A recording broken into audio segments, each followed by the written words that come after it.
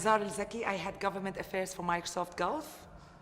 And I'm Mike Phillips. I work for Microsoft out of our home base in Redmond, Washington. I support AI policy and AI product development. Well, I mean, AI has the potential to really change and augment humanity in ways that cross boundaries. And so much, I think, in these days when we see privacy law, for example, and the growth of the internet being boundaryless, I think even more so for AI, it's going to be really important to deal with these issues collectively as a worldwide community. And doing that globally, I think, just makes a lot of sense. Yeah, I mean, I'll add to that.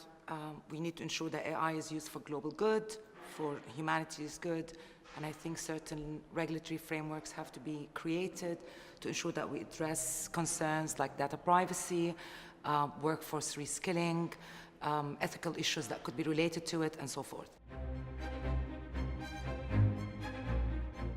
I think ideally, much as we're sort of approaching this as a global issue, I think it's also going to require that we deal with this across industry and government. So by that I mean, I think global governments looks like best practices starting to develop based on principles.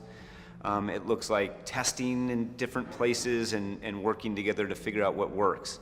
So I think the point Hazar makes is well taken. It's sort of something that's going to evolve as we work on it. Global governments really doesn't mean you'd come out of the gate with formal regulation, but I think you'd come out of this with an effort to try and learn as we go and ultimately start with principles and test and share ideas.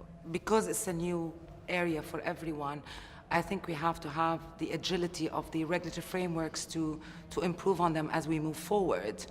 As Mike just said, this is something that's not going to be written in stone at this stage. We just need to do the best we can, and then as we move forward, have the flexibility to adjust and make sure that the regulations are catching up with the innovation.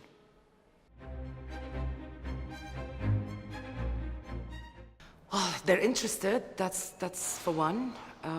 They've allocated the resources.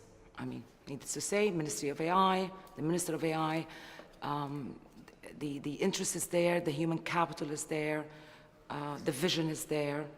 I think these are three elements that are very important, and they have them.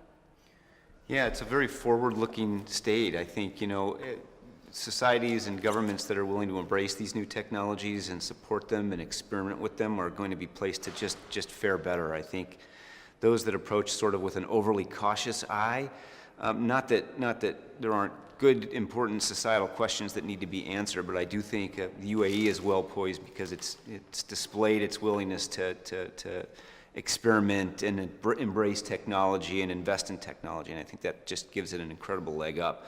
Those governments, I think, over time that do that get out in front and invest aggressively, I think are going to be well poised to lead in this space.